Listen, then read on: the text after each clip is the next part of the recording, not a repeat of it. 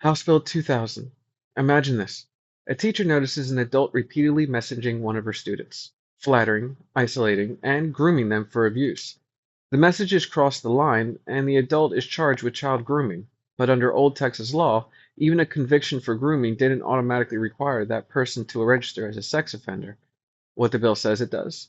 House Bill 2000, called Audrii's Law, makes sure anyone convicted of child grooming must register as a sex offender, just like those convicted of sexual assault or exploitation. What it actually does. It adds child grooming to the official list of crimes that trigger sex offender registration.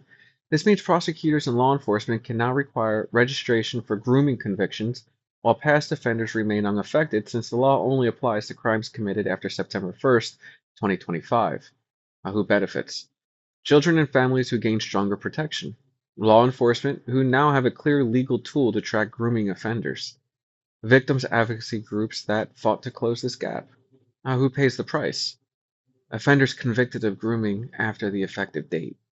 Defense lawyers who opposed expanding registry laws. Why this matters.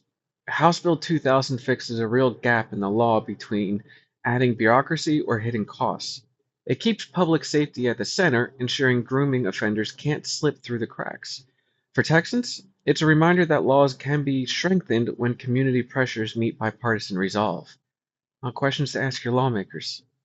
How will the state ensure consistent enforcement across counties so that no offender is missed?